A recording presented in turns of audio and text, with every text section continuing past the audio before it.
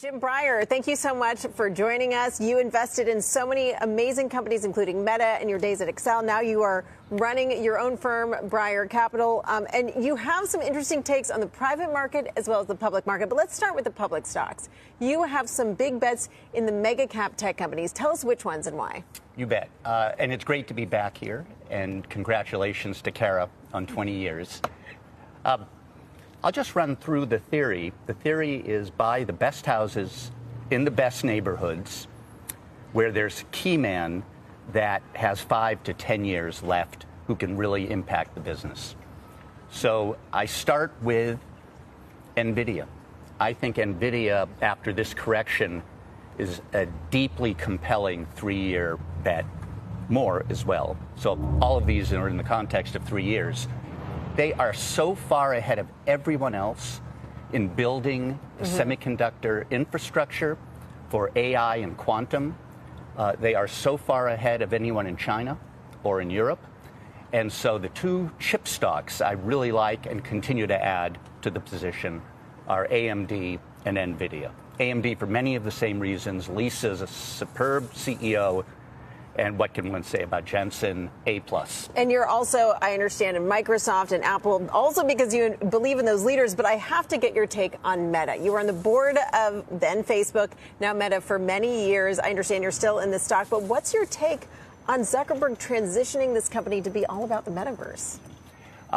I think the core business at Meta is strong, although it has headwinds, as Google and others do in the advertising space. I would love to see Mark lay out far more specifically what his metaverse strategy is. At the high level, I understand where he's going, knowing Mark extremely well.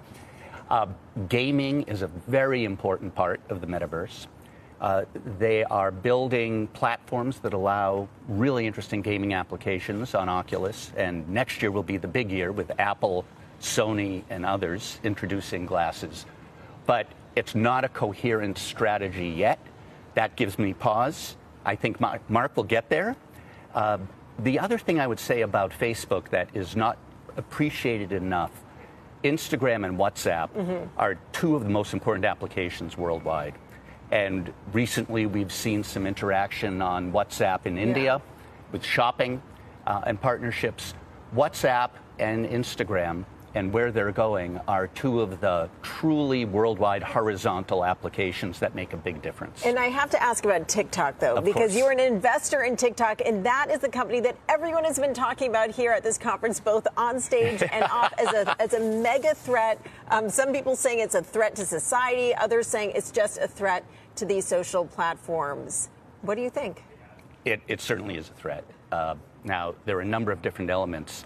But what they did is poured very significant money into AI so that the user experience is trained in a way that content that really does become compelling for the user keeps coming up again and again, and that user keeps training the algorithms.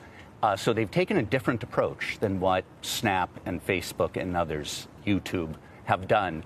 And they've also invested really smartly in, again, these underlying AI technologies. Tremendous threat because advertisers love them.